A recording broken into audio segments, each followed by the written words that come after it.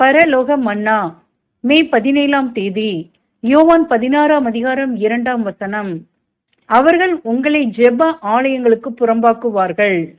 மேலும் உங்களை கொலை செய்கிறவன் தான் தேவனுக்கு தொண்டு செய்கிறவன் என்று நினைக்கும் காலம் வரும்.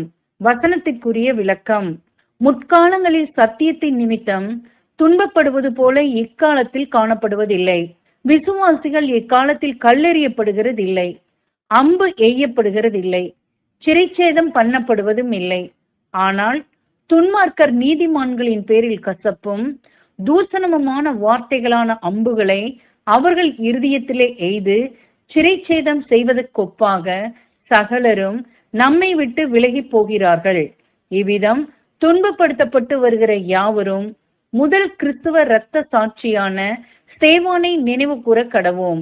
அவனைப் போல பிரகாசமான முகத்துடன் நற்சாட்சி கொடுப்போமாக. நம்முடைய விசுவாசத்தின் கண்கள் தேவனுடைய வலது பாரிசத்தில் வீற்றிருந்து நமக்காக பரிந்து பேசும் இரட்சகர் பேரில் எப்பொழுதும் இருக்க கடவது. இப்படிப்பட்டவர்களின் வார்த்தைகள் ஸ்தேவானை போல கிருபையும் வல்லமையும் உடையவர்களாய் பரிசுத்த ஆவியினால் நிறைந்திருக்க வேண்டும். ஆமென்.